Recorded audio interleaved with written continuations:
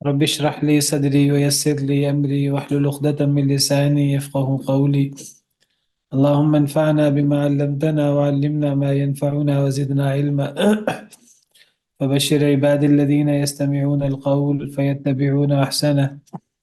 أولئك الذين هداهم الله وأولئك هم أولو الألباب.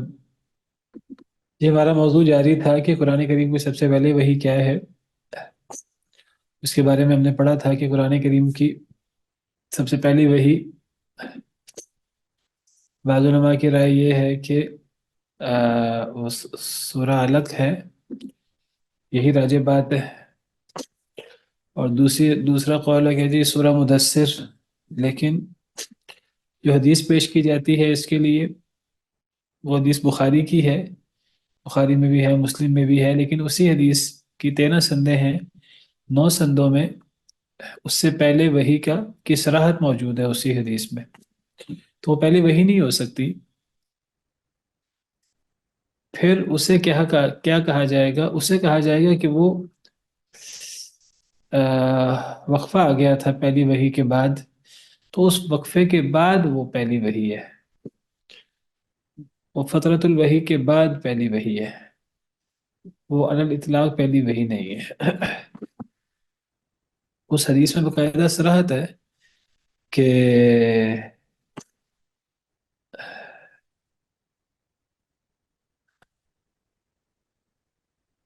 فَإِذَا الْمَلَكُ الَّذِي جَاءَنِي بِحِرَا، یہ باقاعدہ الفاظ ہیں صحیح بخاری کی حدیث میں. اچانک میں نے وہ فرشتہ دیکھا جو میرے پاس غار حرا میں آیا تھا. تو جب اس میں یہ صراحت ہے کہ میں نے اس فرشتے کو دیکھا جو میرے پاس غار حرا میں آیا تھا، اس سے صراحت ہو گئی، واضح ہو گیا کہ یہ پہلی وحی نہیں ہے. اگر پہلی وحی ہوتی پھر اس میں یہ الفاظ نہ ہوتے.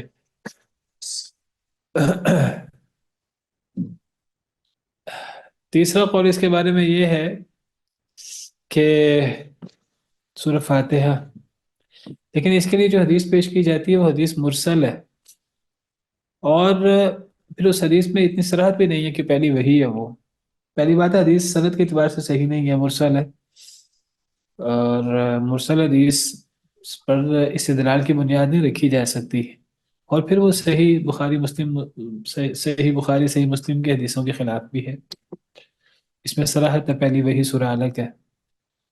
اور پھر اس حدیث میں صراحت بھی نہیں ہے، اگرچہ اس کی سند بھی ضعیف ہے، اس میں یہ صراحت بھی نہیں ہے کہ سورہ فاتحہ پہلی وحی ہے. اس میں یہ لگتا ہے کہ سورہ فاتحہ شروع کی وحی میں سے ایک وحی ہے. تو اس میں سورہ فاتحہ کو شروع کی وحی میں سے ایک وحی قرار دیا جا سکتا ہے اگر ہم یہ فرض کریں کہ یہ حدیث صحیح ہے، ورنہ یہ حدیث مرسل ہے. چوتھا قول یہ ہے کہ پہلی وحی بسم اللہ ہے اور پہلی سورت سورہ علق ہے. یہ بھی مرسل قول ہے حضرت اکرمہ اور حضرت حسن بصری کا. صحابی کا واسطہ نہیں ہے اس میں. تو یہ بات بطور روایت تابعی ڈائریکٹ تو بیان نہیں کر سکتا. اگر تابعی ڈائریکٹ بیان کرے گا، اکرمہ بھی تابعی ہے، حسن بھی تابعی ہے. اگر تابعی ڈائریکٹ بیان کرے گا تو یہ مرسل حدیث ہوگی، اور مرسل حدیث حجت نہیں ہوتی، اور پھر صحیح حدیث کے بالمقابل ہے.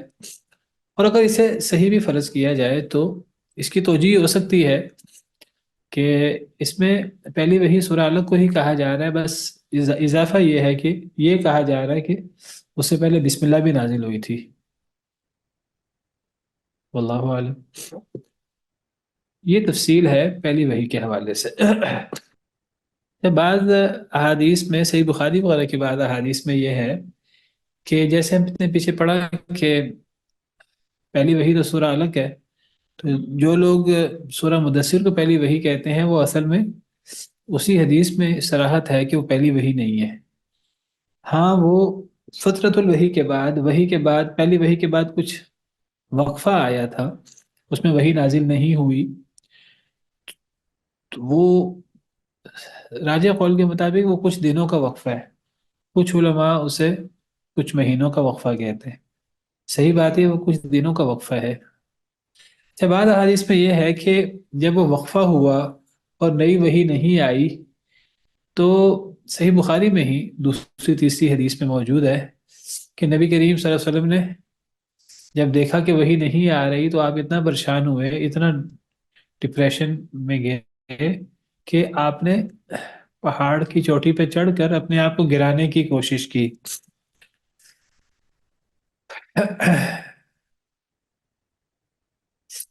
یہ بات صحیح بخاری کی وہ جو حدیث ہے حضرت عائشہ کی، اس میں موجود ہے۔ تب اس میں بڑا اشکال ہے علماء کو، یہ کیسے ہو سکتا ہے کہ نبی کریم صلی اللہ علیہ وسلم اپنے آپ کو پہاڑ سے گرانے کی کوشش کریں ٹینشن میں؟ یہ نبی کے شایان شان نہیں ہے۔ تو اصل میں کسی بھی بات کے بارے میں کچھ کچھ کہنے سے پہلے اس قسم کی بات ہو، اس قسم کا اعتراض ہو، تو سب سے پہلے تو ضروری ہے کہ چیک کیا جائے کہ کیا یہ صحیح سند، اس کی سند وغیرہ کی کیا صورتحال ہے۔ اب کہنے کو تو یہ صحیح بخاری میں موجود ہے، لیکن لوگ کہتے ہیں یہ دیکھو یہ صحیح بخاری میں موجود ہے۔ تو صحیح بخاری میں موجود ہونا کافی نہیں ہے، یہ دیکھا جائے صحیح بخاری میں یہ کس انداز سے موجود ہے اور اس میں کیا کہا گیا ہے۔ تو ذرا غور کیا جائے اگر، تو صحیح بخاری میں میں کھول دیتا ہوں آپ کے سامنے۔ ایک بڑا اعتراض ہے تو لہٰذا ہمیں پتہ ہونا چاہیے۔ اس میں باقاعدہ موجود ہے کہ نبی کریم صلی اللہ علیہ وسلم پر جب وحی بند ہوئی تو نبی کریم صلی اللہ علیہ وسلم اتنا پریشان ہوئے کہ آپ اپنے آپ کو پہاڑ کی چوٹیوں پر چڑھ جاتے اور نیچے گرانے کی کوشش کرتے، حتیٰ کہ جبریل آ کر تسلی دیتے۔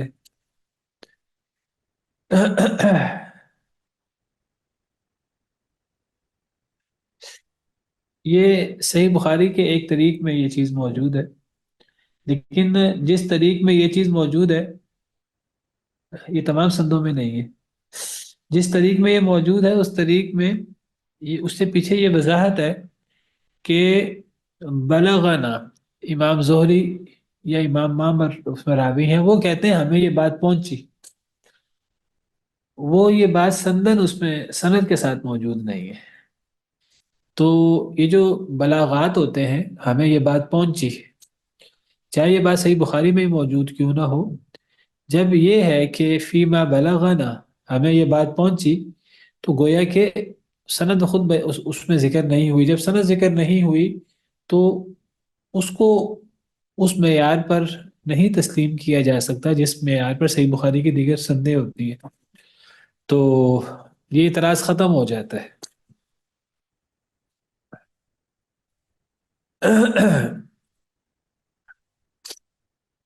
تو اس میں باقاعدہ صراحت ہے کہ اس میں بلغنا کے الفاظ ہیں، تو جب بلغنا کے الفاظ ہیں تو وہ موصول حدیث ہے ہی نہیں۔ جب وہ موصول حدیث ہے ہی نہیں تو تو پھر پہلی بات تو اسے ثابت ہی نہیں ہوتا کہ نبی کریم صلی اللہ علیہ وسلم نے ایسا کرنے کی کوشش کی۔ اگر وہ ثابت ہی نہیں ہوتا تو پھر اس کا جواب دینے کی کوشش کو جواب دینے کی کوشش بھی کرنے کی ضرورت نہیں ہے۔ جواب دینے کی کوشش تب کی جائے جب یہ چیز باقاعدہ صحیح سند کے ساتھ ثابت ہو۔ جب یہ چیز صحیح سند کے ساتھ ثابت نہیں ہے تو یہ میں نے لکھا ہوا ہے یہاں، زمانہ فترہ وحی میں پہاڑوں کی چوٹیوں سے اپنے آپ کو گرانے والی روایت، آغاز وحی کے بعد کچھ عرصہ کے لیے وحی کے سلسلہ منقطع ہونے کی حدیث بخاری مسلم میں 24 اسانید و طرق سے منقول ہے، لیکن سوائے ایک طریق کے کسی میں بھی یہ اضافہ مروی نہیں ہے۔ کون سا اضافہ؟ کہ نبی کریم صلی اللہ علیہ وسلم اپنے آپ کو نیچے گرانے کے لیے پہاڑ کی چوٹیوں پر آ جاتے، پھر جبریل آ کر تسلی دیتے۔ یہ اضافہ ایک سند میں ہے صحیح بخاری میں، لیکن یہ اضافہ منقطع ہے جو بلاغات زہری یا بلاغات معمر سے ہے۔ معمر راوی ہیں حدیث میں یا زہری راوی ہیں؟ تو اب امام معمر بہت بڑے راوی ہیں، سکہ راوی ہیں، امام زہری بہت بڑے راوی سکہ راوی ہیں، کبار محدثین میں سے ہیں، لیکن کسی کا کبار محدثین میں سے ہونا اس کا مطلب یہ نہیں ہے کہ وہ اگر بلغنا کہہ کر بات کریں تو اسے بھی موصول حدیث سمجھ لیا جائے گا. تو یہ بڑی واضح بات ہے. تو وہ حصہ جس میں یہ بات موجود ہے اس حصے کے پیچھے فیما بلغنا کے الفاظ ہیں.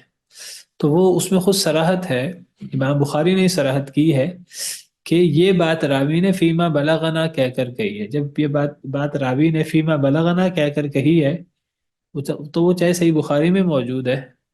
تو جب وہ بات موصول موجود ہی نہیں ہے متصل سند کے ساتھ، تب پھر وہ ثابت ہی نہیں ہے. جب ثابت نہیں ہے اس کے بارے میں جواب دینا، اس کی توجیہ کرنے کی کوشش کرنا، اس کی بھی ضرورت نہیں ہے. بہرحال یہ ہے پہلی وحی کے حوالے سے. اس کے بعد اگلا سوال ہے کہ آخری وحی کیا ہے؟ آخری وحی کون سی ہے؟ بہرحال پورا نتیجہ یہ نکلا کہ پہلی وحی علی الاطلاق سورہ الگ ہے، اور دوسری وحی جو ہے وہ سورہ مدثر والی ہے.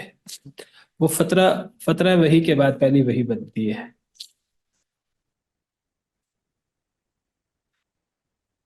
جہاں تک سورہ فاتحہ کی بات ہے، وہ چوتھے یا پانچویں نمبر پہ نازل ہوئی ہے. وہ شروع میں نازل ہونے والی صورتوں میں سے ایک صورت ہے. اس کے بارے میں یہ کہنا ہے کہ وہ سب سے پہلے نازل ہوئی، وہ صحیح سند کے ساتھ ثابت نہیں ہے. اس کے بعد ہمارا اگلا موضوع ہے، وہ ہے کہ آخری وحی کون سی ہے. تو آخری وحی کے بارے میں علامہ زرقانی، عبدالعظیم زرقانی، مناہل العرفان والے، انہوں نے 10 قول نقل کیے ہیں. ان میں سے پہلے 3 قول ایسے ہیں جن کی جو بڑے مضبوط ہیں. زیادہ تر کتابوں میں یہ پہلے 3 قول موجود ہیں آخری وحی کے حوالے سے. پہلے 3 قول اہم ہیں. وہ کون سے ہیں؟ پہلا قول ہے کہ قرآن کی آخری وحی جو نازل ہوئی وہ سورہ بقرہ کی آیت نمبر 281 ہے. سورہ بقرہ کی آیت نمبر 281 سے مراد یہ آیت وَاتَّقُوا يَوْمًا تُرْجَعُونَ فِيهِ إِلَى اللَّهِ ثُمَّ تُوَفَّى كُلُّ نَفْسٍ مَا كَسَبَتْ وَهُمْ لَا يُظْلَمُونَ. اللہ سے ڈر جاؤ اس دن سے جس دن تم لوٹائے جاؤ گے، فی جس دن اللہ کی طرف. ثُمَّ تُوَفَّى كُلُّ نَفْسٍ مَا كَسَبَتْ، پھر پورا پورا دیا جائے گا ہر نفس کو جو اس نے کمایا. وَهُمْ لَا يُظْلَمُونَ، اور ظلم نہیں کیا جائے گا. تو یہ سورہ بقرہ کی آیت نمبر 281 ہے. سورہ بقرہ میں 286 آیات ہیں. تو یہ آپ سمجھیے کہ 286 کل آیات ہیں، تو یہ 281 نمبر آیت. کیا دلیل ہے اس قول کی کہ یہ آخری وحی ہے؟ تو اس حوالے سے نسائی میں اور ابن ابی حاتم بہت بڑے محدث ہیں، انہوں نے حدیث بیان کی ہے. اسی طرح نسائی میں حدیث موجود ہے حضرت ابن عباس سے. اس میں ہے کہ حضرت ابن عباس فرماتے ہیں آخر ما نزل من القرآن کلہ واتقوا یوما ترجعون فیہ الی اللہ. پورے قرآن میں سب سے آخری آیت جو نازل ہوئی، سب سے آخری آیت یا سب سے آخری وحی جو پورے قرآن سے نازل ہوئی، وہ ہے واتقوا یوما ترجعون فیہ الی اللہ. حضرت ابن عباس فرماتے ہیں وعاش النبی صلی اللہ علیہ وسلم بعد نزولہ 9 لیال، نبی کریم صلی اللہ علیہ وسلم اس کے بعد 9 راتیں حیات رہے. ثم مات للیلتین خلتا من ربیع الاول، پھر نبی صلی اللہ علیہ وسلم فوت ہو گئے اس کے بعد جب ربیع الاول کی 2 راتیں گزر چکی تھیں. تو اس حدیث مبارکہ سے معلوم ہوتا ہے کہ پورے قرآن کی آخری آیت واتقوا یوما ترجعون فیہ الی اللہ ہے.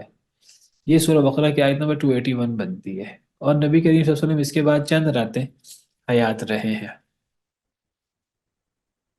دوسرا قول وہ ہے کہ سب سے آخر میں سورہ بقرہ کی آیت نمبر 278 نازل ہوئی ہے. پہلا قول 281 کے بارے میں ہے، اور دوسرا قول اس سے 3 آیتیں پہلے، وہ جو سود کی آیتیں ہیں 278 نمبر آیت. یہ ہے اس کی دلیل کیا ہے؟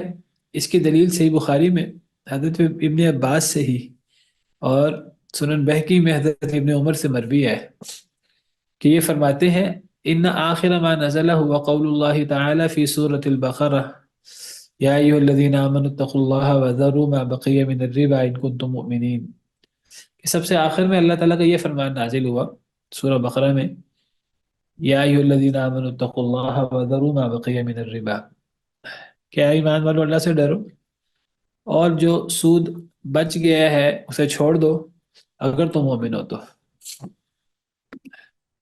تو اس سے پتہ لگا کہ آخری وحی سورہ بقرہ کی یہ آیت ہے، صحیح بخاری کی حدیث ہے۔ تیسرا قول یہ ہے کہ آخری آیت جو نازل ہوئی وہ آیت الدین ہے، آیت الدین۔ آیت الدین کسے کہتے ہیں؟ جس میں قرض کا اور قرض کو لکھنے کا حکم موجود ہے۔ یا ایھا الذین آمنوا اذا تداینتم بدین الی اجل مسمى فاکتبوہ، یہ سورہ بقرہ کی آیت نمبر 282 ہے۔ تو ایک قول ہوا کہ آخری آیت سورہ بقرہ، تینوں قول پہلے سورہ بقرہ کی کے بارے میں ہے۔ پہلا قول ہے 281، دوسرا قول ہے 278، تیسرا قول ہے 282۔ یہ قریب قریب کی آیات ہیں، آگے پیچھے کی آیات ہیں سورہ بقرہ میں۔ اس قول کی دلیل کیا ہے؟ اس قول کی دلیل امام ابن جریر طبری تفسیر طبری میں اپنی سند کے ساتھ حضرت سعید بن مسیب سے بیان کرتے ہیں، حضرت سعید بن مسیب کبار تابعین میں سے، انہ بلغہ، انہیں یہ بات پہنچی، ان احدث القرآن عہدا بالعرش آیت الدین، کہ قرآن کریم کا سب سے نیا حصہ یا سب سے آخری حصہ عہد کے اعتبار سے عرش سے وہ قرض والی آیت ہے، آیت الدین ہے، یعنی اس کا عرش کے ساتھ آخری عہد ہے اور آخری تعلق ہے۔ عرش کے ساتھ آخری تعلق ایسے کیا مطلب؟ یعنی جو اللہ تعالیٰ نے، یعنی اللہ تعالیٰ عرش پر مستوی ہے جیسے اللہ کی شان کو لائق ہے، الرحمن علی العرش استوى، تو اللہ کی طرف سے حکم ہوتا ہے، سیدنا جبریل امین علیہ السلام وہی لے کر آتے ہیں، جبریل اللہ سے لیتے ہیں، پھر جبریل نبی صلی اللہ علیہ وسلم پر نازل فرماتے ہیں۔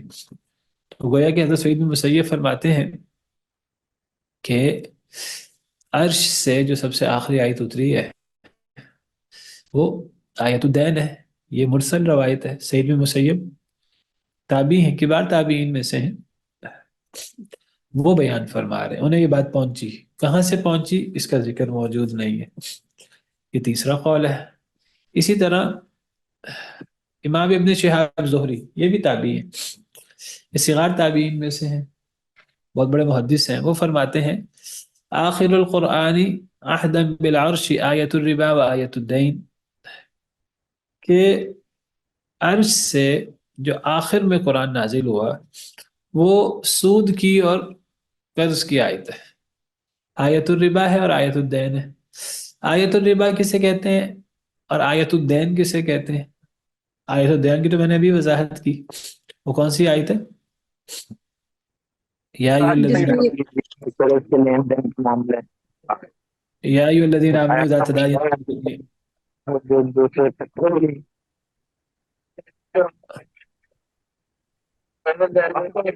راشد صاحب آپ کی بات سمجھ نہیں آ رہی۔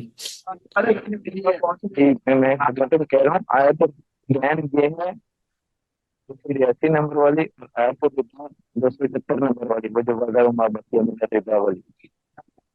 ہاں ٹھیک ہے، آیت الربا 278 نمبر آیت ہے اور آیت الدین 282 نمبر آیت ہے۔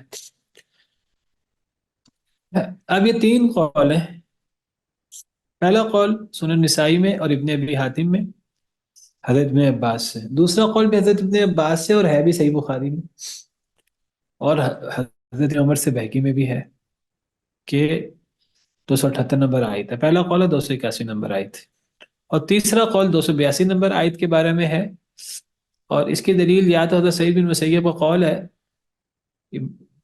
تفسیر تبری میں، یا پھر امام زہری کا قول ہے، اور یہ امام زہری کا قول کس میں ہے؟ یہ بہت بڑے امام ہیں، ابو عبید قاسم بن سلام، آپ نے نام سنا ہوگا ان کا، ان کی مشہور کتاب ہے کتاب الاموال، جو اکنامکس وغیرہ کے حوالے سے اور حکومت کے ذرائع آمدن وغیرہ کیا ہوتے ہیں اور سود وغیرہ کے بارے میں. اور یہ بہت بڑے محدث بھی تھے، بہت بڑے قاری بھی تھے. ان کی علوم قرآن پر بھی کئی کتابیں ہیں، جن میں سے ایک کتاب فضائل القرآن ہے. تو فضائل القرآن میں امام ابو عبید قاسم بن سلام وہ یہ حدیث لائے ہیں، یہ 224 ہجری کے ہیں، اس میں فوت ہوئے ہیں. تو یہ اپنی سند سے حدیثیں لاتے ہیں. تو یہ فضائل القرآن اپنی کتاب میں اپنی سند سے انہوں نے حدیث بیان کی ہے امام زہری سے، کہ امام زہری کا قول نقل کیا. وہ فرماتے ہیں کہ آخری آیت آیت الربا اور آیت الدین ہے. یہ تین اقوال سب سے مشہور ہیں. یہ تین اقوال نقل کر کے علامہ زرقانی اپنی کتاب میں پہلے تین اقوال نقل کرتے ہیں، اور تین اقوال نقل کر کے پھر کہتے ہیں جی ان تینوں اقوال میں جمع تطبیق ہو سکتی ہے. اور وہ کہتے ہیں جمع تطبیق اس طرح ہوگی جس طرح امام سیوطی نے کہا ہے. کہاں کہا ہے امام سیوطی نے؟ یعنی اپنی کتاب الاتقان میں، الاتقان فی علوم القرآن میں کہتے ہیں وَيُمْكِنُ الْجَمْعُ بَيْنَ هَذِهِ الْأَقْوَالِ الثَّلَاثَةِ بِمَا قَالَهُ السُّيُوطِي. جیسے امام سیوطی نے کہا ہے ان تینوں اقوال میں کوئی بہت فرق نہیں ہے، تینوں اقوال قریب قریب ہیں، ان میں آپس میں تطبیق دی جا سکتی ہے. ان الظاہر انہا نزلت دفعتا واحدہ، کہ ظاہر یہ ہے کہ یہ ساری آیتیں اکٹھی نازل ہوئی ہیں. کیسے نازل ہوئی ہیں؟ کہ ترتیبها فی المصحف، جیسے مصحف میں ان کی ترتیب ہے اسی ترتیب سے یہ اکٹھی نازل ہوئی ہیں. یعنی کیا مطلب؟ آیت نمبر 278 سے لے کے 282 تک، 278، 279، 280، 281، 282، تو یہ آیات اکٹھی نازل ہوئی ہیں اور اسی ترتیب سے نازل ہوئی ہیں جس ترتیب سے یہ مصحف میں موجود ہے، کیونکہ ان کا قصہ ایک ہی ہے. فَأَخْبَرَ كُلٌّ عَنْ بَعْضِ مَا نَزَلَ، تو ہر صحابی نے بعض وہ بیان کر دیے جو نازل ہوا ہے کہ وہ آخر میں نازل ہوا. تو یہ بات نقل کر کے امام سیوطی سے علامہ زرقانی فرماتے ہیں وَذَلِكَ صحیح، یہ بات بڑی اچھی ہے، یہ بات صحیح ہے جو امام سیوطی نے فرمائی ہے. وہ ہے کہ انہوں نے بھی اس بات کی تائید کی، علامہ زرقانی نے بھی، کہ یہ تین الگ الگ قول نہیں ہیں، ان کو ایک ہی جمع تطبیق کر دی جائے. یہ ملتا جلتا قول ہے. الگ قول تب ہوتا ہے جب اس میں بڑا واضح فرق ہو. جب ان میں تطبیق دی جا سکتی ہے تو ہم اس کو ایک ہی قول کیوں نہ بنائیں؟ واضح ہے. ابھی دیکھیے میں آگے سنے آیتیں کھولتا ہوں. سورہ بقرہ آیت نمبر 278، یہ دیکھیے یا ایھا الذین آمنوا اتقوا اللہ وذروا ما بقی من الربا. یہ سورہ بقرہ کی کون سی آیت ہے؟ 278.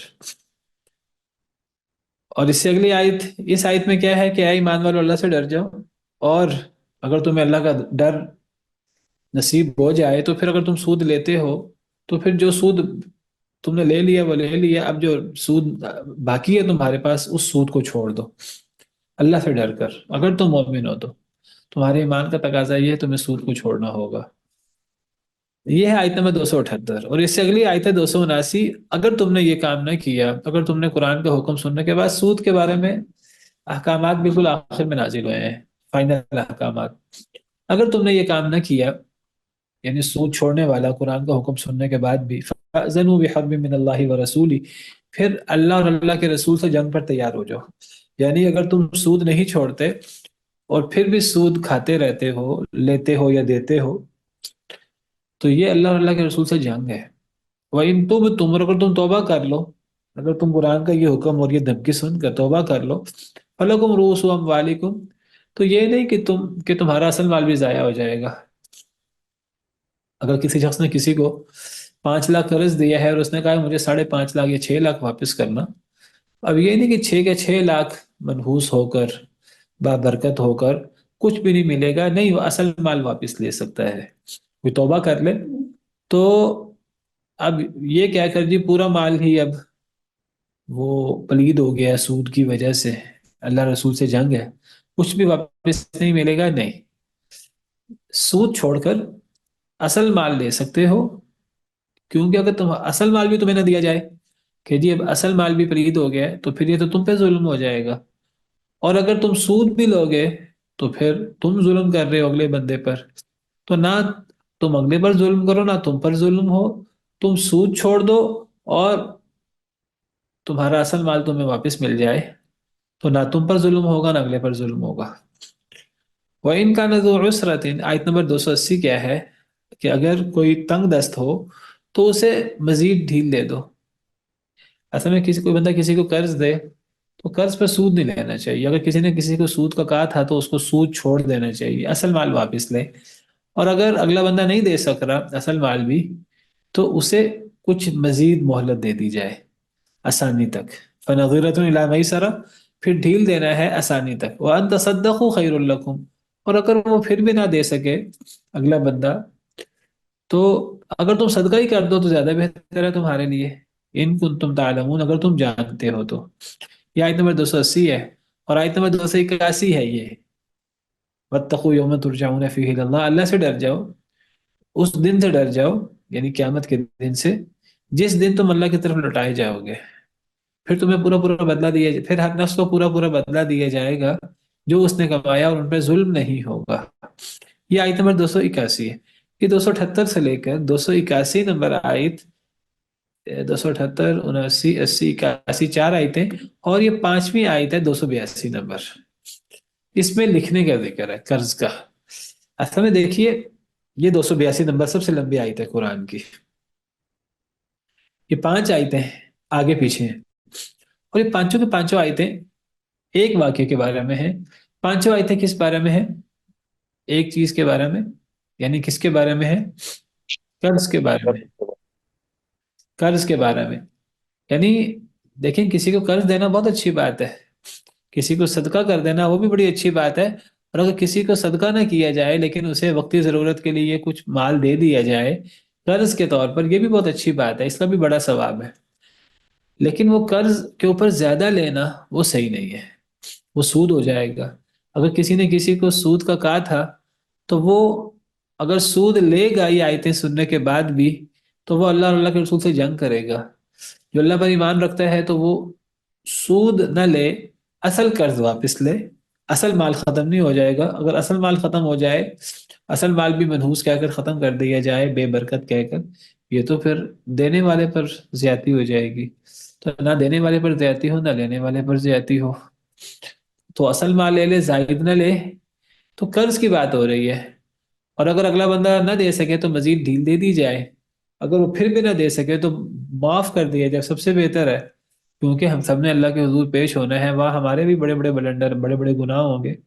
تو اگر ہم اللہ سے معافی چاہتے ہیں تو ہم اللہ سے آسانی چاہتے ہیں تو ہم بھی اگلے لوگوں پر آسانی کریں. ان سے سود نہ لیں، اصل مال لیں.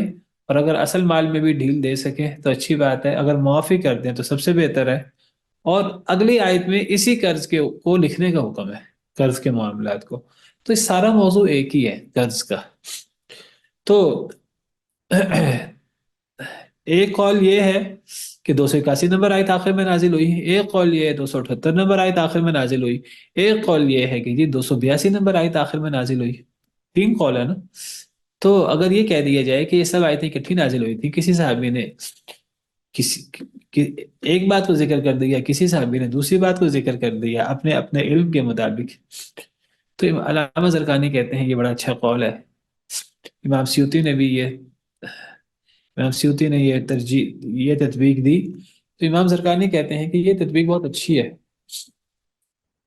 یہ مطلب ہے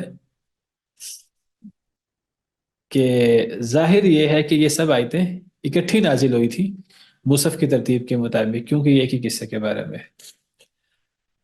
اس کے بعد پھر علامہ زرقانی امام سیوطی کا قول نقل کر کے، امام سیوطی کی تطبیق نقل کر کے، اس کی تائید کر کے وہ کہتے ہیں کہ اگر پھر بھی کوئی بندہ کہے کہ نہیں یہ تو تطبیق ہے، ٹھیک ہے تطبیق مان لی کہ یہ ساری آیتیں آگے پیچھے نازل ہوئی ہیں، ٹھیک ہے، پھر بھی کوئی بندہ کہ نہیں اب ان سب آیتوں میں سب سے آخری کون سی ہے، علی الاطلاق ہم قرآن کی آخری آیت کہیں، تو پھر علامہ زرقانی کہتے ہیں وَلَكِنَّ النَّفْسَ تَسْتَرِيحُ إِلَىٰ أَنَّ آخِرَ هَذِهِ الثَّلَاثَةِ نُزُولًا.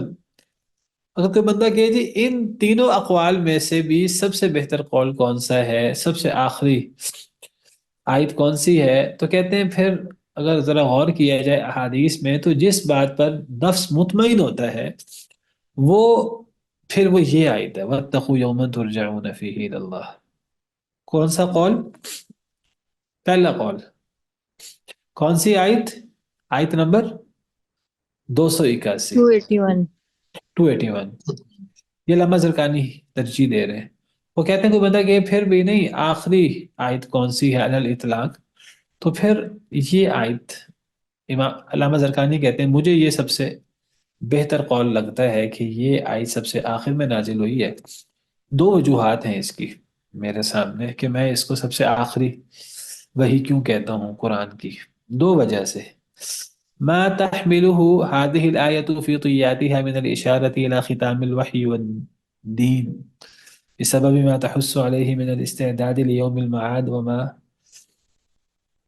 تنوه به من الرجوع إلى الله واستيفاء الجزاء العادل من غير غبن ولا ظلم، وذلك كله أنسب بالختام من آيات الأحكام المذكورة في سياقها۔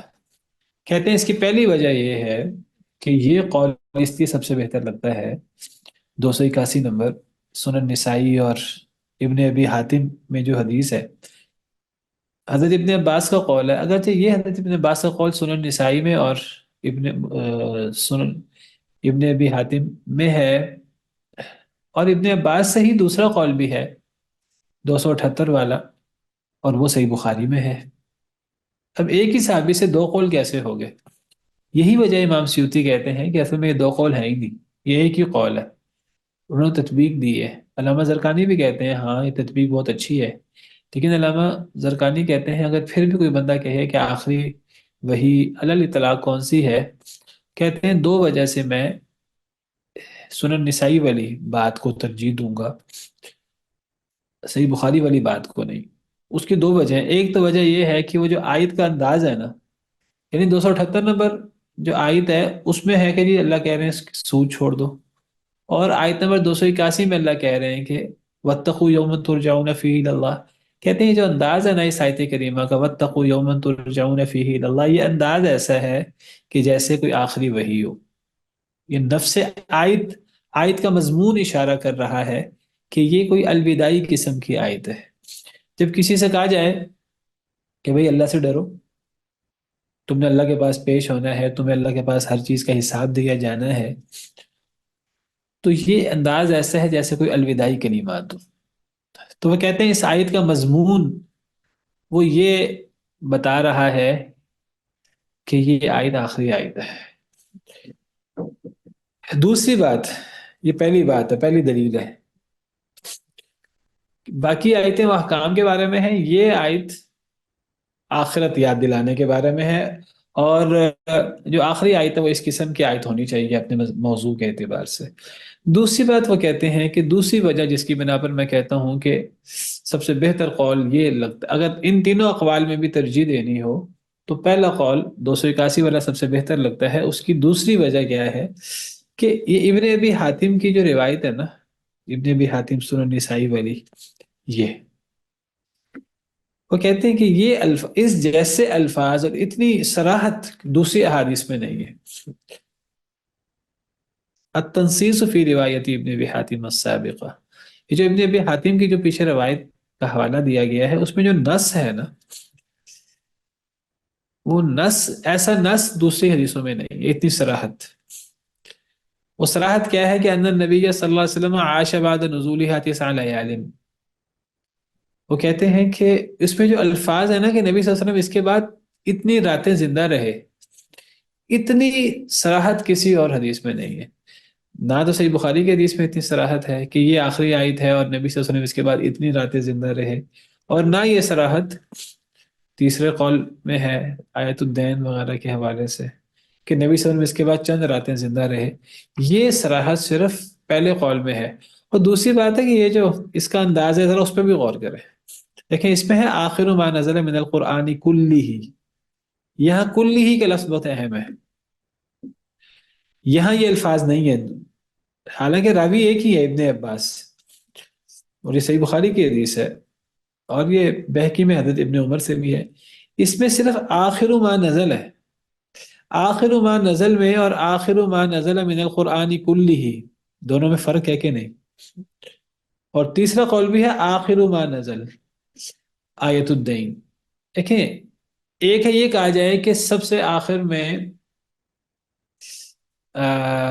آیت الدین نازل ہوئی، یا سب سے آخر میں آیت الربا نازل ہوئی، اور ایک ہے کہ یہ کہا جائے کہ پورے قرآن میں سب سے آخر میں وَاتَّقُوا يَوْمًا تُرْجَعُونَ فِيهِ إِلَى اللَّهِ نازل ہوئی. دونوں باتوں میں فرق ہے. کیا فرق ہے؟ کہ پہلے قول میں ہے کہ پورے قرآن میں من القرآن کلہ، پورے قرآن میں آخری آیت. ایک تو اتنی صراحت اگلی روایات میں نہیں ہے.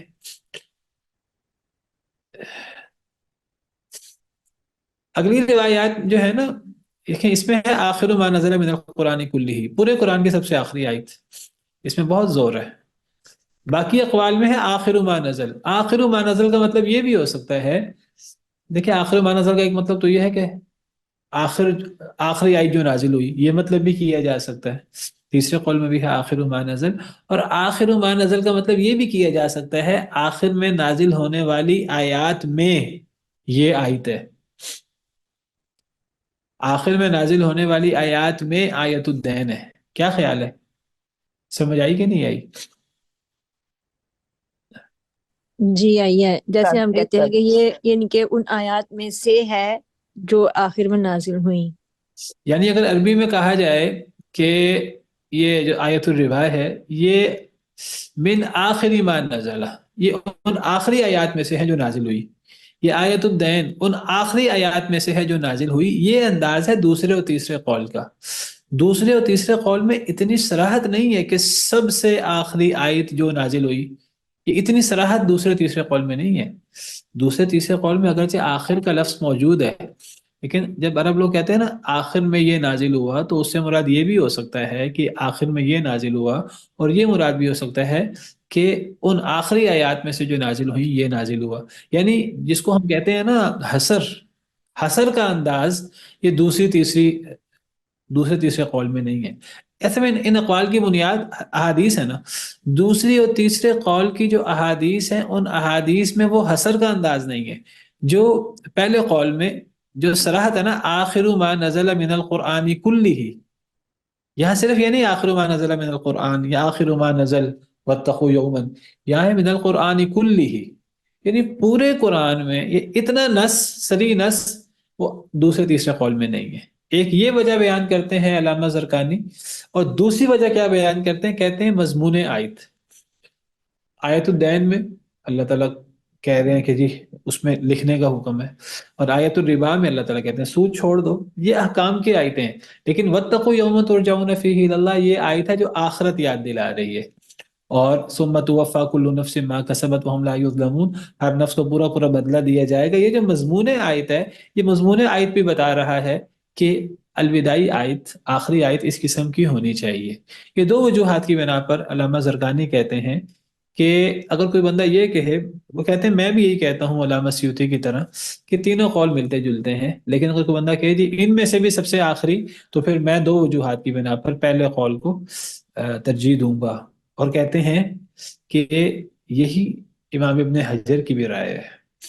رجحہ حافظ ابن حجر ایضاً، امام ابن حجر نے بھی یہ پہلے قول کو ہی ترجیح دی ہے انہی وجوہات کی وجہ سے. واللہ عالم. جی مس افشی. استاد محترم، ہم لوگوں کو نا کوئز تیار کروائے تھے ایک بار بچوں کو، تو اس میں کوئز میں یہ لکھا ہوا تھا کہ آخری آیت جو ہے نا وہ آیت دین ہے. ہاں تو لیکن اس جو اب ہم پڑھ رہے ہیں اس حساب سے تو 281 بنتی ہے. دیکھیے آیت الدین آخری میں سے ہے، سب سے آخر میں جو نازل ہوئی نا، ان میں آیت الربا کہہ لیں، آیت الدین کہہ لیں، یا واتقوا کہہ لیں، تو وہ مل جل کر تو یہی بنتی ہیں. لیکن اگر ان میں سے بھی ہم کہیں سب سے آخری، تو وہ سب سے آخری نا وہ 282 نہیں بنتی، سب سے آخری 281 بنتی ہے. علامہ زرقانی، امام ابن حجر وغیرہ، انہوں نے اس میں کچھ مزید نقطے بیان کر کے انہوں نے کہا ہے کہ اگر ایک تو یہ ہے کہ اس کے الفاظ ہیں آخر ما نزل من القرآن کلہ. نمبر دو، اس میں مزید ایک اور صراحت ہے کہ نبی کریم صلی اللہ علیہ وسلم اس کے بعد چند راتیں زندہ رہے. اتنی صراحت کسی اور قول میں نہیں ہے. وعاش النبی صلی اللہ علیہ وسلم بعد نزول حاتث علیال، اتنی صراحت اگلے دو اقوال میں بھی نہیں ہے. یہ بھی ایک وجہ ترجیح ہے. اور پھر یہ جو آیت کا انداز ہے وَاتَّقُوا يَوْمًا تُرْجَعُونَ فِيهِ إِلَى اللَّهِ، یہ آیت کا مضمون بھی، اس کا انداز بھی الوداعی آیت کا ہے. واللہ عالم. اگر ان سب میں بھی ترجیح دینی ہو، ورنہ تو تینوں قول ہی ملتے جلتے ہیں، قریب قریب ہیں، ان میں تطبیق دی جا سکتی ہے. کوئی بندہ کہ جی آخری آیت 278 ہے، یہ بھی صحیح ہے ایک لحاظ سے. کوئی 279 کے یہ بھی صحیح ہے، کوئی 280 کے یہ بھی صحیح ہے، کوئی 281 کے یہ بھی صحیح ہے، کوئی 282 کے یہ بھی صحیح ہے، کوئی ان سب کو کہ یہ بھی صحیح ہے. لیکن کوئی کہے کہ ان سب میں بھی سب سے آخری کیا ہے، تو وہ زیادہ بہتر 281 نمبر آیت محسوس ہوتی ہے. واللہ عالم. یہ ہے پہلے تین قول. آگے چلیں. used up. چوتھا قول یہ ہے کہ آیت فاستجاب لهم ربهم انی لا اضیع عمل عامل منکم، یہ سورہ آل عمران کی آیت نمبر 195 ہے. اس کی دلیل کیا ہے؟ اس کی دلیل ابن مردوہ وہ حضرت ام سلمہ کی حدیث لائے ہیں. حضرت ام سلمہ نے فرمایا آخر آیت نزلت هذه الآیہ فاستجاب لهم ربهم. اب اس قول سے لگ رہا ہے حضرت ام سلمہ، دیکھیے اللہ نے کہیں بھی نہیں فرمایا آخری آیت کیا ہے، اور نہ نبی صلی اللہ علیہ وسلم نے فرمایا کہ آخری آیت کیا ہے. اب صحابہ کرام بھی بتائیں گے، کیونکہ صحابہ کرام وہ وحی کے نزول کا مشاہدہ کر رہے ہیں، نبی صلی اللہ علیہ وسلم انہیں بتاتے ہیں، تو اب صحابہ کرام بھی بتائیں گے. اب حضرت ام سلمہ کہتی ہیں آخری آیت یہ نازل ہوئی. لیکن دیکھیں نا، میں نے جو پہلے بھی دوسرے تیسرے قول کے حوالے سے کہا آخر آیت نزلت، اس میں وہ حسر کا انداز نہیں ہے. اصل میں حسر کا انداز تب ہوتا ہے کہ اگر یہ الفاظ ہوں کہ یہ آخری آیت ہے، اس کے بعد کوئی اور آیت نازل نہیں ہوئی، یہ حسر کا انداز ہے. یا یہ حسر کا انداز ہے کہ جی پورے قرآن میں سب سے آخری آیت یہ ہے، یہ بھی حسر کا انداز ہے. لیکن یہ کہنا کہ آخری آیت جو نازل ہوئی، ٹھیک ہے، اس سے مراد سب سے آخری آیت بھی ہو سکتی ہے، اور اس سے مراد آخر میں نازل ہونے والی آیات بھی ہو سکتی ہیں. اور ایک اور توجیہ بھی مفسرین نے کی ہے، وہ کہتے ہیں کہ یہ مراد بھی ہو سکتی ہے کہ اس طرح کی آیتوں میں سب سے آخری آیت. اب اس کی توجیہ جو مفسرین کرتے ہیں عام طور پر حضرت ام سلمہ کے اس قول کی، وہ کیا کہتے ہیں؟ وہ کہتے ہیں اصل میں حضرت ام سلمہ نے، ہم نے پڑھا ہے سورہ احزاب کی تفسیر میں ان المسلمین والمسلمات، حضرت ام سلمہ نے ایک سوال کیا تھا نبی صلی اللہ علیہ وسلم سے کہ قرآن میں ہر جگہ مردوں کا حکم آتا ہے، مردوں کی باتیں آتی ہیں، تو اللہ نے سیدہ ام سلمہ کا دل رکھنے کے لیے ازواج مطہرات کا اللہ نے مختلف آیتیں نازل فرمائی.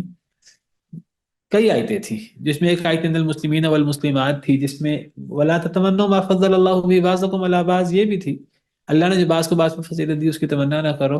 اور اس میں یہ آیت بھی تھی فاستجاب لهم ربهم. تو وہ جو حضرت ام سلمہ کے جواب میں جو آیات نازل ہوئی تھی 3 یا 4، ان میں جو سب سے آخری آیت تھی، تو اس سے مراد پورے قرآن کی آخری آیت نہیں ہے، اس سے مراد حضرت ام سلمہ اپنا مخصوص واقعہ بیان کر رہی ہیں، اس واقعے کی آخری آیت مراد ہے. اکثر مفسرین نے حضرت ام سلمہ کے اس قول سے یہ مراد لی ہے. یہ سورہ آل عمران کی آیت نمبر 195 کو تو کسی نے بھی آخری آیت قرار نہیں دیا، تو گویا کہ حضرت ام سلمہ کی مراد ہے کہ میرا جو سوال تھا اس کے جواب میں جو آیتیں نازل ہوئیں ان میں سے یہ آیت سب سے آخری ہے. جی راشد صاحب. علیکم ورحمۃ اللہ. مطلب یہ بھی تو ہو سکتا ہے نا کہ یہ جو ان کی یہ والی بات ہو، یہ ویسے ہی قرآن پاک مکمل ہونے سے پہلے کی ہو. جی جی. اور دوسری بات ہے، دیکھیے ہر صحابی جو اس کی معلومات ہیں اس کے مطابق بتائے گا، ضروری نہیں ہر صحابی کو ہر بات کا پتہ ہو. دیکھیے ایک صحابی اپنے اعتبار سے کہ جی میرے علم کے مطابق جو میں نے نبی صلی اللہ علیہ وسلم سے سب سے آخری آیت سنی وہ یہ ہے.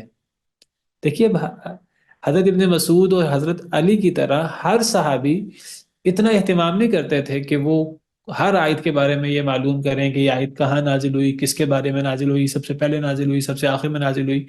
کئی صحابہ کرام اتنا اہتمام نہیں کرتے تھے، بس انہوں نے ایک بات سن لی نبی صلی اللہ علیہ وسلم سے، ان کو لگا کہ نبی صلی اللہ علیہ وسلم آخری دور ہے، آپ بیمار ہیں، اور انہوں نے پھر اس کے بعد دیکھا یا سنا کہ نبی صلی اللہ علیہ وسلم فوت ہو گئے ہیں. اب انہوں نے اپنا آخری واقعہ بیان کر دیا. بالکل ایسا بھی ہو سکتا ہے. ٹھیک ہے. اب یا تو کوئی بندہ کہے نا کہ جی نبی صلی اللہ علیہ وسلم پر سب سے آخر میں یہ آیت نازل ہوئی، میں آخری وقت میں آپ کے ساتھ تھا یا آپ کے ساتھ تھی، مجھے پتہ ہے یہ آخری آیت ہے، حسر کا سا انداز ہو، حسر کا انداز بھی نہیں ہے، ایک موٹی سی بات ہے جی آخر میں یہ آیت نازل ہوئی۔ آخر میں سے مراد یہ بھی ہو سکتا ہے کہ اس طرح کی آیات میں سب سے آخر میں، ابھی ہم پڑھیں گے اگلے اقوال بھی، اس سے آپ کو مزید واضح ہوگا۔ دیکھیں کچھ اقوال ہیں جس کو کہا جاتا ہے کہ عمومی اقوال، کہ پورے قرآن میں آخری آیت، اور کچھ اقوال کو کہا جاتا ہے نسبی اقوال۔ نسبی اقوال کیا ہے؟ اس نسبت سے آخری آیت۔ اب دیکھیں کئی علماء، کئی صحابہ کرام نے وہ بعض آیات کو آخری آیت کہا ہے قتل کے احکام میں۔ اصل میں صحابہ کرام جب کسی آیت، جب صحابہ کرام ڈسکس کرتے تھے نا عام طور پر، وہ آیات کو موضوع وائز ڈسکس کرتے تھے۔ کئی دفعہ صحابہ کرام کہہ دیتے ہیں کہ جی سب سے آخری آیت یہ ہے، ان کی مراد یہ ہوتا ہی نہیں ہے کہ پورے قرآن کی سب سے آخری آیت، ان کے مراد ہوتا ہے اگر مثلا قتل کی بات ہو رہی ہو ایک صحابی کے، کیونکہ صحابہ کرام ناسخ منسوخ پر بڑی گہری نظر رکھتے تھے اور ناسخ منسوخ پر بڑی توجہ کرتے تھے، اور ناسخ منسوخ سے وہ بڑے مسئلے اخذ کرتے تھے، تو وہ اکثر احکام میں یہ بحث کرتے تھے کہ ان مثلا یہ جو شراب کے احکام ہے، سب سے آخری آیت کون سی ہے؟ اگر شراب کے احکام میں کہا جائے سب سے آخری آیت کون سی ہے، تو اس سے مراد یا ایھا الذین آمنوا انما الخمر والمیسر ہوگا، اس میں چاہے یہ صراحت نہ ہو، اگر صحابی بالعموم کہہ دے آخری آیت یہ نازل ہوئی، بھئی صحابہ کرام کی بات کیا چل رہی تھی؟ اس سیاق و سباق بہت اہم ہے۔ تو کئی دفعہ صحابہ کرام ایک سیاق میں کہہ دیتے ہیں کہ آخری آیت یہ ہے، جیسے حضرت ام سلمہ نے کہا آخری آیت یہ ہے۔ اب حضرت ام سلمہ نے یہ بات کس سیاق میں کہی، وہ سیاق کئی راویوں نے بیان ہی نہیں کیا، سمجھ آئی کہ نہیں آئی؟ وہ نسبی طور پر وہ ان آیات کی بات کر رہی ہیں جو آیات حضرت ام سلمہ کے سوال کے جواب میں نازل ہوئی۔ اب دیکھیے اسی لیے نیچے وضاحت ہے، وذالک، اس کی وضاحت یہ ہے انہا قالت، حضرت ام سلمہ نے کہا تھا یا رسول اللہ ار اللہ یذکر الرجال ولا یذکر النساء، میں نے دیکھا ہے اللہ تعالیٰ مردوں کا ذکر کرتے ہیں قرآن میں، عورتوں کا ذکر نہیں کرتے۔ تو پھر یہ آیت نازل ہوئی ولا تتمنوا ما فضل اللہ به بعضکم علی بعض، اور ان المسلمین والمسلمات، اور یہ آیت میں نازل ہوئی کون سی؟ فاستجاب لهم ربهم۔ اور ان تینوں آیات میں جو سب سے آخری آیت ہے نازل ہونے کے اعتبار سے، وہ یہ آیت ہے فاستجاب لهم ربهم۔ تو حضرت ام سلمہ کی مراد ان تین آیات میں، یعنی اس موضوع کی آخری آیت، حضرت ام سلمہ کے سوال کے جواب میں جو مختلف آیات نازل ہوئی، ان میں سب سے آخری آیت مراد ہے۔ واضح؟ تو اس سے مراد عورتوں والے ذکر کی آیات میں سب سے آخری آیت مراد ہے، یہ مقید مطلق مراد نہیں ہے کہ سب پورے قرآن کی سب سے آخری آیت۔ پانچواں قول یہ ہے کہ سب سے آخری آیت وَمَن يَقْتُلْ مُؤْمِنًا مُتَعَمِّدًا، سورہ نساء آیت نمبر 93 ہے۔ اس کی دلیل کیا ہے اس قول والوں کی؟ اب اس قول والوں کی دلیل کیا ہے؟ صحیح بخاری میں سیدنا ابن عباس کا قول ہے، حضرت ابن عباس نے فرمایا هذه الآیت ومن يقتل مؤمنا متعمدا، اس کے بارے میں حضرت ابن عباس کہتے ہیں یہ آخر ما نزل، یہ سب سے آخر میں نازل ہوئی اور اسے کسی نے منسوخ نہیں کیا۔ اب ذرا حضرت ابن عباس کے اس قول پر ذرا توجہ کریں، آپ کو خود اندازہ ہو جائے گا کہ صحابہ کرام بعض دفعہ آخری آیت کہہ دیتے ہیں، فلاں آیت آخری آیت ہے، ان کی مراد پورے قرآن کی آخری آیت ہوتی نہیں۔ اب یہاں بڑی صراحت ہے کہ حضرت ابن عباس اس آیت کو، جو سورہ نساء کی آیت نمبر 93 ہے، وَمَن يَقْتُلْ مُؤْمِنًا مُتَعَمِّدًا فَجَزَاؤُهُ جَهَنَّمُ، حضرت ابن عباس اسے آخری آیت کہہ رہے ہیں، اور میں دعوے سے کہہ سکتا ہوں حضرت ابن عباس کی یہ مراد ہی نہیں ہے کہ پورے قرآن کی یہ آخری آیت ہے۔ کیسے؟ کس بنا پر میں یہ بات کہہ سکتا ہوں؟ یہ بات آپ بھی کہہ سکتے ہیں کہ حضرت ابن عباس کی یہ مراد ہی نہیں ہے کہ پورے قرآن کی آخری آیت۔ حضرت ابن عباس کی مراد یہاں کیا ہے؟ کون بتائے گا آپ میں سے؟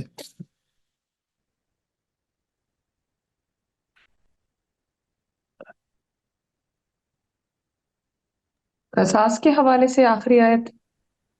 یہ قتل کے حوالے سے آخری آیت ہے۔ جی حضرت ابن عباس کی مراد ہی نہیں ہے پورے قرآن کی آخری آیت۔ کس دلیل کی بنا پر ہم یہ بات کہہ سکتے ہیں؟ اس کے بڑے قرائن ہیں، وہ قرائن آپ کے سامنے بھی ہیں۔ کیا قرائن ہیں اس کے؟ ایک تو سب سے بڑا قرینہ یہ ہے کہ حضرت ابن عباس ہی اس کے قائل ہیں کہ سب سے آخری آیت واتقوا یوم ترجعون فیہ، اس کا راوی کون ہے؟ ابن عباس، ٹھیک ہے۔ دوسری بات کہ جو دوسرا قول ہے کہ سب سے آخری آیت آیت الربا ہے، 278 نمبر آیت، اس کا قائل کون ہے؟ یہ بھی حضرت ابن ابن عباس ابن ہے۔ عباس اور ابن عمر۔ ابن عباس اور ابن عمر، اور ابن عباس کی روایت تو صحیح بخاری کی ہے، اس کی سند بھی سب سے بہتر ہے۔ اور یہ قول بھی حضرت ابن عباس کا ہے کہ آخری آیت وَمَن يَقْتُلْ مُؤْمِنًا مُتَعَمِّدًا ہے۔ اب آپ بتائیے کہ ایک ہی صحابی تین آیتوں کو آخری آیت کیسے کہہ سکتے ہیں؟ تو پتہ لگا کہ حضرت ابن عباس کی ایک جگہ، تو وہ جہاں حضرت ابن عباس نے فرمایا نا، اسی لیے امام زرقانی نے جو ترجیح دی ہے نا پہلے قول کو، اس کی وجہ یہ کہ حضرت ابن عباس والی اس حدیث میں ابن ابی حاتم میں ہے، حضرت ابن عباس فرما رہے ہیں آخر ما نزل من القرآن کلہ۔ حضرت ابن عباس کی یہ جو صراحت ہے نا، یہ جو صراحت ہے اور یہ جو حسر کا انداز ہے، یہ حضرت ابن عباس کے دیگر اقوال میں نہیں ہے۔ اب حضرت ابن عباس کا دوسرا قول دیکھیں، وہ کہتے ہیں آخر ما نزل یا ایھا الذین آمنوا اتقوا اللہ وذروا ما بقی من الربا، اس میں آخر ما نزل من القرآن کلہ ہی نہیں ہے۔ اب یہ جو آیت الربا ہے یہ آخر میں نازل ہوئی ہے، آخر میں نازل ہونے والی آیات میں سے ہے، اور یہ جو خاص طور پہ یہ جو حضرت ابن عباس یہاں فرما رہے ہیں قتل کی آیت کو، وَمَن يَقْتُلْ مُؤْمِنًا مُتَعَمِّدًا فَجَزَاؤُهُ جَهَنَّمُ، اس کے ذرا الفاظ دیکھیں۔ حضرت ابن عباس فرماتے ہیں یہ آخر ما نزل وما نسخها شیء، یہ جو لفظ ہے وما نسخها شیء، اس سے کیا پتہ لگتا ہے؟ یہ بہت بڑی دلیل ہے کہ حضرت ابن عباس کی یہاں مراد آخری آیت ہے ہی نہیں، حضرت ابن عباس کی یہاں مراد وہ ناسخ منسوخ کی بحث کر رہے ہیں، اور ناسخ منسوخ کی بحث ایک موضوع پہ ہوتی ہے۔ گویا کہ حضرت ابن عباس یہ کہنا چاہ رہے ہیں کہ اصل میں پورا واقعہ اگر ہم پڑھیں نا تو ہمیں سمجھ آتی ہے، یہ جو پورا واقعہ ہے نا، یہ صحیح بخاری کی جو حدیث ہے حضرت ابن عباس کی کہ آخری آیت ومن یقتل ہے، پورا واقعہ صحیح بخاری میں موجود ہے۔ حضرت ابن عباس سے کسی نے سوال کیا تھا، کسی آدمی نے، کہ کیا خیال ہے آپ کا اگر کوئی آدمی کسی آدمی کو جان بوجھ کر قتل کر دے، کیا اس کی توبہ قبول ہوگی؟ یہ سوال ہوا تھا حضرت ابن عباس سے۔ تو حضرت ابن عباس نے جواب دیا تھا کہ اگر کوئی آدمی کسی مسلمان کو جان کر قتل کر دے نا، کسی کو جان کر قتل کر دے، تو اس کی سزا جہنم ہے، جس میں ہمیشہ ہمیشہ رہے گا، اس پر اللہ کا غضب ہے، اس پر اللہ کی لعنت ہے، اللہ نے اس کے لیے عذاب عظیم تیار کر رکھا ہے۔ قرآن کی آیت میں یہ ساری سزائیں بیان ہوئی ہیں۔ یہ بیان کر کے حضرت ابن عباس نے فرمایا لقد انزلت فی آخری ما نزل ما نسخها شیء حتی قبض رسول اللہ صلی اللہ علیہ وسلم، یہ آیت سب سے آخر میں نازل ہوئی ہے، اور اس آیت کو کسی نے منسوخ نہیں کیا حتیٰ کہ نبی صلی اللہ علیہ وسلم فوت ہو گئے، اور وما نزل وحی بعد رسول اللہ، اور نبی صلی اللہ علیہ وسلم کے فوت ہونے کے بعد تو وحی نازل ہی نہیں ہوئی۔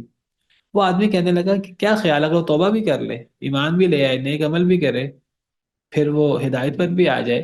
حضرت ابن عباس کہنے لگے اس کے لیے توبہ کیسے ہو سکتی ہے، حالانکہ میں نبی صلی اللہ علیہ وسلم کو سن چکا ہوں کہ نبی صلی اللہ علیہ وسلم نے فرمایا اسے اس کی ماں گم پائے، ایک آدمی نے ایک آدمی کو جان کر قتل کیا، وہ قیامت کے دن اس کو اپنے دائیں ہاتھ میں پکڑے ہوگا یا بائیں ہاتھ میں پکڑے ہوگا، یا اپنا سر دائیں ہاتھ میں پکڑے ہوگا، اس کے خون بہہ رہا ہوگا، اور یہ عرش کے سامنے آ جائیں گے، اور وہ مقتول کہے گا اے اللہ اس قاتل سے پوچھیں اس نے مجھے کیوں قتل کیا۔ اب یہ باتیں بیان کر کے حضرت ابن عباس کیا ثابت کرنا چاہتے ہیں؟ وہ اصل میں یہ ثابت کرنا چاہتے ہیں کہ قتل کے موضوع پر آیتوں میں سے یہ سب سے آیت ہے، سب سے آخری آیت ہے۔ اس سے مراد پورے قرآن کی سب سے آخری آیت ہے ہی نہیں، کیونکہ موضوع ناسخ منسوخ کی بحث ہے، اور ناسخ منسوخ کی بحث ایک موضوع پر ہوتی ہے۔ تو یہ جو اکثر اقوال ہے نا آخری آیت یہ نازل ہوئی، وہ اکثر اقوال وہ ایک مخصوص مسئلے کے بارے میں ہے۔ تو یہ جو پانچواں قول ہے یہ قتل کے بارے میں، قتل عمد کے بارے میں ہے، کہ حضرت ابن عباس کی مراد یہاں قتل عمد کے بارے میں یہ آخری آیت ہے، اور وہ کہتے ہیں اس سے کسی نے منسوخ نہیں کیا، یعنی اس کے بعد قتل کے بارے میں کوئی اور آیت نازل نہیں ہوئی۔ اصل میں حضرت ابن عباس بتانا چاہتے ہیں کہ قتل عمد کو ہلکا نہ لینا چاہیے، قتل عمد کی اللہ ہی جانتا ہے توبہ بھی قبول ہوتی کہ نہیں ہوتی۔ ایسے صحیح بات تو یہ ہے کہ قتل عمد کی بھی توبہ قبول ہو جاتی ہے، لیکن حضرت ابن عباس اصل میں قتل عمد کی شناعت اور اس بیان کرنا چاہتے ہیں کہ کتنا بڑا جرم ہے۔ ویسے تو صحیح حدیث ہے، وہ جس بندے نے 100 قتل کیے تھے توبہ تو اس کی بھی قبول ہو گئی تھی، لیکن قتل چھوٹی چیز نہیں. حضرت ابن عباس اصل میں اس مسئلے کو واضح کرنا چاہتے تھے. چھٹا قول ہے سب سے آخری آیت سورہ نساء کی آیت نمبر 176 ہے، آیت کلالہ، وراثت والی. اس کی دلیل کیا ہے؟ اس کی دلیل صحیح بخاری صحیح مسلم میں حضرت برا بن عازب کا قول ہے. وہ فرماتے، حضرت برا بن عازب مشہور صحابی ہیں، کہتے ہیں آخر آیت نزلت یستفتون قل اللہ یفتیکم فی الکلالہ وآخر سورۃ نزلت براء. حضرت برا کہتے ہیں کہ سب سے آخری آیت جو نازل ہوئی وہ آیت کلالہ ہے، یعنی سورہ مائدہ کی، سورہ نساء کی آخری آیت 176، اور آخری جو سورت نازل ہوئی پوری وہ سورہ براء ہے. لیکن یہاں بھی ہم یہی بات کہیں گے، حالانکہ صحیح بخاری صحیح مسلم میں حضرت برا کا قول ہے. یہاں وہی بات ہے، ایک تو کہ اس میں ایک تو حصر نہیں ہے. اس سے مراد لیا جا سکتا ہے کہ جی وراثت کی آیات میں سب سے آخری آیت سورہ آیت کلالہ ہے، سورہ نساء کی آخری آیت ہے. یعنی جو وراثت کی لمبی آیات ہیں، سورہ نساء کی آیت نمبر 11، 12، 176 سورہ نساء کی، یا سورہ احزاب کی وہ جو آیت ہے وَأُولُو الْأَرْحَامِ بَعْضُهُمْ أَوْلَىٰ بِبَعْضٍ فِي کتاب اللہ. تو وراثت کی آیتوں میں سب سے آخری آیت یہ ہے، کیونکہ صحابہ کرام اکثر ناسخ منسوخ کی بحث کرتے تھے، تفسیر کی بحث کرتے تھے، اس اعتبار سے یہ ناسخ منسوخ کی بحث بنتی ہے. تو وراثت کی آخری آیت یہ ہے. اور آخری صورت سورہ براءہ ہے، اگرچہ آخری صورت بھی سورہ براءہ نہیں ہے. میں آپ کو یہ بتا دوں آخری صورت کون سی صورت ہے جو پوری صورت نازل ہوئی ہے؟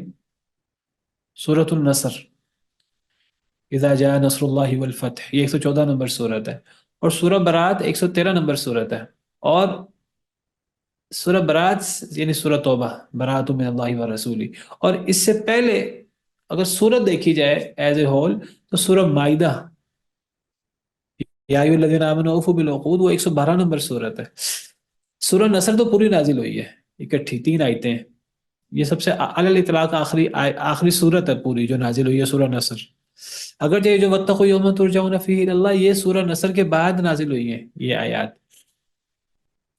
ہم پڑھیں گے آگے جا کر سورہ نصر کب نازل ہوئی ہے، آپ ڈیٹ یاد رکھیں.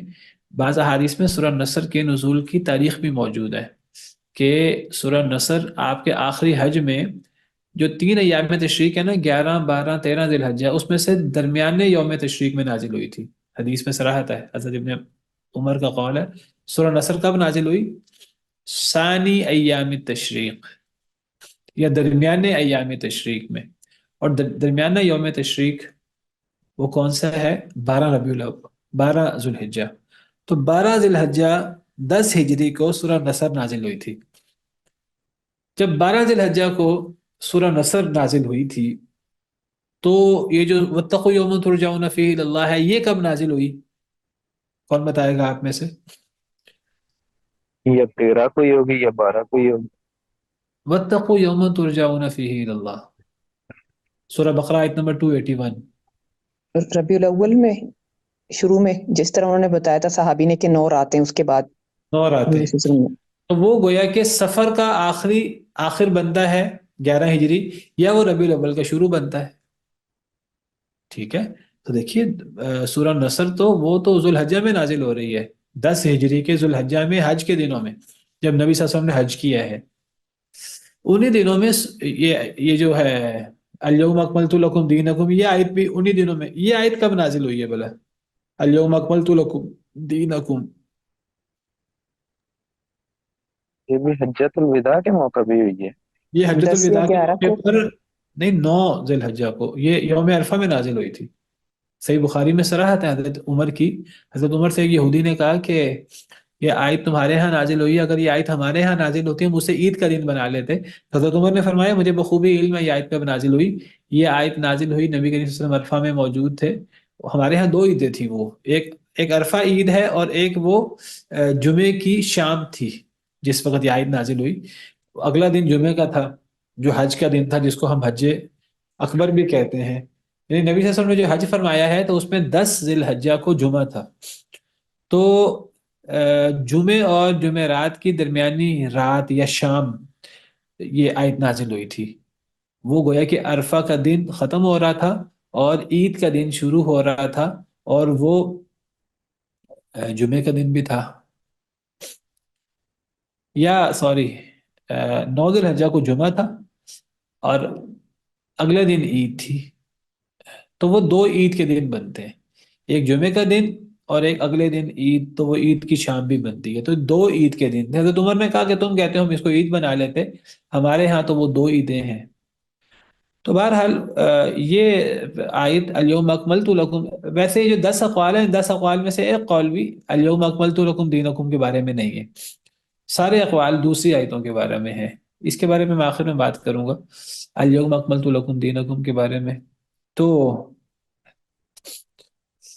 حضرت برا اپنے علم کے مطابق سورہ برات کو آخری سورت کہہ رہے ہیں۔ میں ذکر کر رہا تھا کہ سورہ نصر مکمل سورت کے اعتبار سے سب سے آخری سورت سورہ نصر ہے، اور یہ 12 ذی الحج 10 ہجری کو نازل ہوئی ہے۔ سورہ برات جو ہے سورہ توبہ، یہ پوری نازل نہیں ہوئی، سورہ توبہ کی کئی آیتیں تو مکہ میں بھی نازل ہوئی ہیں، لیکن سورہ توبہ لمبی صورت ہے ایک پارے کی، اس کا بڑا حصہ سب سے آخر میں نازل ہوا ہے۔ کیوں کہ اس کا بڑا حصہ جنگ تبوک کے بعد نازل ہوا ہے، اور جنگ تبوک 9 ہجری میں ہوئی تھی، تو اس کی اکثر آیتیں وہ آخر میں نازل ہونے والی آیتوں میں سے ہیں۔ تو اگر پوری صورت کی بات کی جائے تو سورہ برات یہ تقریباً سیکنڈ لاسٹ صورت بنتی ہے زیادہ آیتوں کے حوالے سے، اور اگر اس سے تھرڈ لاسٹ صورت کی بات کی جائے تو وہ سورہ مائدہ بنتی ہے۔ سورہ مائدہ آخر میں نازل ہونے والی صورتوں میں سے ہے۔ اگر صورتوں کی ترتیب دیکھیں، جس طرح ہم نے کہا کہ شروع کی صورتیں، ہم نے کہا شروع کی صورت سورہ علق ہے، اور شروع کی صورتوں میں سورہ مزمل بھی ہے، سورہ مدثر، سورہ علق پہلی صورت ہے، سورہ مدثر دوسری صورت ہے، سورہ مزمل تیسری صورت ہے، یا سورہ قلم تیسری صورت ہے، سورہ مزمل چوتھی صورت ہے، سورہ فاتحہ یا سورہ اسراء یہ 5ویں صورت ہے۔ اور اگر آخری صورتیں دیکھی جائیں پوری تو سورہ نصر آخری صورت ہے 114 نمبر، اور سورہ برات جو ہے یہ 113 نمبر صورت ہے، اور سورہ مائدہ 112 نمبر صورت ہے۔ اور ہم جب بات کرتے ہیں آخری وحی کیا ہے، تو آخری وحی میں ہم آخری وحی دیکھتے ہیں، چاہے وہ صورت ہو چاہے وہ آیت ہو۔ تو آیت دیکھیں تو آیت سب سے آخری وہ وَاتَّقُوا يَوْمًا تُرْجَعُونَ بنتی ہے، یا آیت الربا یا آیت الدین بنتی ہے۔ اگر صورتوں کی بات کریں تو سورۃ النصر ہے۔ تو حضرت برا نے جو کہا کہ آخری سورت سورہ برات ہے، تو گویا کہ حضرت برا جو ہیں وہ اپنے علم کے مطابق کہہ رہے ہیں، یا وہ یہ کہہ رہے ہیں کہ یہ آخر میں نازل ہونے والی صورتوں میں سے ایک صورت ہے۔ یہ صحیح بخاری صحیح مسلم میں حضرت برا کا قول ہے۔ 7واں قول ہے کہ آخری وحی سورہ مائدہ ہے، یہ 7واں قول ہے۔ اس کی دلیل حضرت عائشہ کا قول ہے ترمذی میں اور حاکم میں۔ حضرت عائشہ فرماتی ہیں آخر ما نزل سورۃ المائدہ۔ اس کا کیا جواب دیں گے؟ اس کا جواب وہی دیں گے ہم کہ سورہ مائدہ آخر میں نازل ہونے والی صورتوں میں سے ایک صورت ہے، 112 نمبر صورت ہے، اس کی اکثر آیتیں آخر میں نازل ہوئی ہیں۔ اور دوسرا جواب اس کا ہم یہ دیں گے کہ سورہ مائدہ کی اکثر آیتیں وہ اپنے موضوع کے اعتبار سے سب سے آخری ہیں، اس موضوع پر حلال حرام میں سورہ مائدہ کی آیتوں کے بعد حلال و حرام کی زیادہ آیتیں نہیں اتری، تو یہ بھی نسبی اعتبار سے حضرت عائشہ کا قول ہے، ورنہ یہ حسر کے اعتبار سے آخری صورت نہیں ہے۔ 8واں قول ہے کہ آخری صورت سورہ برا کی آخری وحی سورہ برات کی آخری 2 آیتیں، لیکن اس قول میں بھی ہم اس کی کوئی توجیہ کرنی ہوگی ہمیں، بلکہ یہ جو سورہ برات کی آخری 2 آیتیں لقد جاءکم رسول من انفسکم، یہ تو مکی دور میں نازل ہوئی تھی۔ لقد جاءکم رسول من انفسکم عزیز علیہ ما عنتم حریص علیکم بالمؤمنین رؤوف رحیم فإن تولوا فقل حسبی اللہ لا الہ الا هو علیہ توکلت وهو رب العرش العظیم۔ تو اب حضرت ابی بن کعب مستدرک حاکم میں ابن مردوہ میں حضرت ابی بن کعب کہتے ہیں کہ آخری وحی لقد جاءکم رسول من انفسکم میں۔ تو علماء کہتے ہیں شاید ان کی مراد یہ ہے کہ یہ مقید طور پہ کسی خاص اعتبار سے آخری 2 آیتیں وہ کہہ رہے ہیں، علی الاطلاق وہ آخری 2 آیتیں نہیں کہہ رہے۔ یہ بات اس لیے کہنی پڑے گی کہ اکثر علماء کی رائے تو یہ ہے کہ یہ جو آخری 2 آیتیں ہیں سورہ برات کی، یہ تو مکہ میں نازل ہوئی تھی، یہ تو مدینہ میں نازل بھی نہیں ہوئی، تو یہ کسی اعتبار سے حضرت ابی بن کعب کسی خاص اعتبار سے اسی آخری آیتیں کہہ رہے ہیں، اللہ اطلاق اسی آخری دو آیتیں نہیں کہہ رہے۔ نواں قول یہ ہے کہ سب سے آخر میں سورہ کہف کی آخری آیت نازل ہوئی، فمن كان يرجو لقاء ربه فليعمل عملا صالحا۔ یہ امام ابن جریر طبری نے حضرت معاویہ سے نقل کیا ہے، آخر ما نزل فمن كان يرجو لقاء ربه۔ امام ابن کثیر کہتے ہیں اس کا جواب دینا بڑا مشکل ہے، اس کو کس اعتبار سے آخری آیت قرار دیا جائے۔ بہرحال اس کا جواب بھی یہی ہے کہ نسخ کے اعتبار سے، اپنے موضوع کے اعتبار سے یہ آخری آیت ہے، مقید طور پہ یہ علی الاطلاق قرآن کی آخری آیت نہیں ہے۔ اور 10واں اور آخری قول ہے کہ سب سے آخری وہی جو نازل ہوئی سورہ نصر ہے، اور یہ بات حضرت ابن عباس سے صحیح مسلم میں موجود ہے، حضرت ابن عباس اس میں چوتھی مرتبہ آئے ہیں۔ تو اس کا جواب علماء نے دیا ہے کہ اس سے مراد حضرت ابن عباس کی ہے کہ پوری صورت اگر ہم دیکھیں تو وہ سورہ نصر سب سے آخر میں نازل ہوئی، اس اعتبار سے یہ بات ٹھیک ہے۔ ورنہ اگر علی الاطلاق آخری وہی دیکھیں تو وہ حضرت ابن عباس سے ہی سنن نسائی میں، مستدرک اور ابن ابی حاتم میں ان کا قول موجود ہے۔ تو بہرحال یہ 10 اقوال ہیں، اور حضرت ابن عمر سے ثابت ہے کہ یہ جو اذا جاء نصر اللہ والفتح ہے یہ کب نازل ہوئی تھی؟ یہ تب نازل ہوئی تھی جب نبی صلی اللہ علیہ وسلم مینا میں تھے، اور اوسطی ایام تشریق، یہ درمیانے یوم تشریق میں نازل ہوئی تھی جب نبی صلی اللہ علیہ وسلم مینا میں تھے۔ تو گویا کہ یہ 12 ذی الحجہ کو یہ نازل ہوئی تھی سورہ اذا جاء نصر اللہ والفتح۔ تو ایک سوال رہ گیا، وقت ہمارا کافی اوپر ہو گیا، ایک سوال پہ بات کر کے بات ختم کریں، اس موضوع کو ختم کریں۔ وہ یہ ہے الیوم اکملت لکم دینکم واتممت علیکم نعمتی ورضیت لکم الاسلام دینا۔ اس آیت کریمہ کے بارے میں کوئی قول نہیں ہے کہ یہ آخری آیت ہے، کسی نے بھی یہ نہیں کہا یہ آخری آیت ہے، حالانکہ ہمارے عوام میں یہ مشہور ہے کہ قرآن کی آخری آیت یہ ہے الیوم اکملت لکم دینکم۔ یہ کون سی آیت ہے؟ کس سورت کی کون سی آیت ہے الیوم اکملت لکم دینکم؟ سورۃ مائدہ کی تیسری سورہ آیت ہے۔ سورہ مائدہ کی تیسری آیت ہے۔ آج آپ کسی سے بھی پوچھیں کہ قرآن کی آخری آیت کیا ہے، اکثر لوگ یہ جواب دیں گے الیوم اکملت لکم دینکم واتمم۔ حالانکہ آپ دیکھیں 10 اقوال علامہ زرقانی نے نقل کی ہیں آخری وحی کے بارے میں، کسی نے بھی سورہ مائدہ کی تیسری آیت کو نہیں کہا۔ ہاں ایک قول صحابہ کرام میں سے یہ ہے کہ جی سورہ مائدہ آخر میں نازل ہوئی ہے، وہ ہم نے پڑھا ہے قول نمبر 7۔ حضرت عائشہ فرماتی ہیں کہ آخر میں سورہ مائدہ نازل ہوئی۔ اس کا جواب یہ ہے کہ سورہ مائدہ آخر میں نازل ہونے والی صورتوں میں سے، یہ اس کی اکثر آیتیں آخر میں نازل ہونے والی آیتوں میں سے ہے۔ علی الاطلاق سورہ مائدہ آخری صورت نہیں ہے۔ کسی نے بھی یہ نہیں کہا کہ الیوم اکملت لکم دینکم آخری آیت ہے۔ لوگ کیوں اس کو آخری آیت سمجھتے ہیں عوام؟ وہ جو بات تھی نا علامہ زرقانی نے کہی تھی کہ سب سے آخری آیت وَاتَّقُوا يَوْمًا تُرْجَعُونَ فِيهِ إِلَى اللَّهِ بنتی ہے۔ اس کی دو وجوہات علامہ زرقانی نے بیان کی تھی۔ ایک وجہ بیان کی کہ ایک تو حضرت ابن عباس فرماتے ہیں پورے قرآن کی سب سے آخری آیت، اور پھر حضرت ابن عباس فرماتے ہیں نبی صلی اللہ علیہ وسلم اس کے بعد چند راتیں زندہ رہے، اور پھر وہ کہتے ہیں کہ ایک وجہ یہ ہے میری نظر میں کہ اس آیت کا مضمون بڑا اہم ہوتا ہے۔ اصل میں اس آیت کا مضمون بڑا اہم ہے، اس آیت کے مضمون کی وجہ سے اکثر لوگ سمجھتے ہیں کہ یہ آخری آیت ہے، کیونکہ الیوم اکملت لکم دینکم، آج میں نے تم پر تمہارا دین مکمل کر دیا ہے۔ اس سے کئی لوگ سمجھتے ہیں قرآن کی سب سے آخری آیت ہے، حالانکہ اس آیت کے بارے میں صراحت ہے۔ یہ آیت کب نازل ہوئی میں نے ابھی بیان کی ہے آپ کے سامنے کہ 9 ذی الحجہ کو آیت نازل ہوئی ہے، نبی صلی اللہ علیہ وسلم کے اللہ کے پاس جانے سے، فوت ہونے سے تقریباً 3 مہینے پہلے یہ آیت نازل ہوئی ہے۔ اس کے بعد بہت ساری آیات نازل ہوئی ہیں، کئی صورتیں نازل ہوئی ہیں، سورہ نصر اس کے بعد نازل ہوئی ہے، اور سورہ بقرہ کی کئی آیات اس کے بعد نازل ہوئی ہیں۔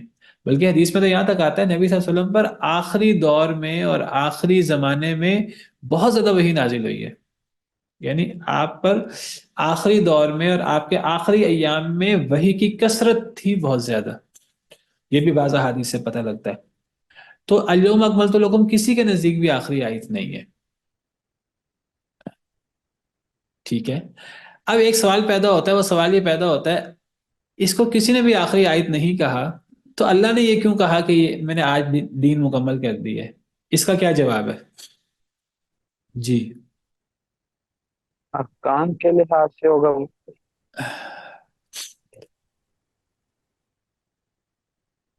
چلیں کہہ سکتے ہیں کہ اس کا جواب دے سکتے ہیں کہ اس کے بعد کوئی نیا حکم نازل نہیں ہوا.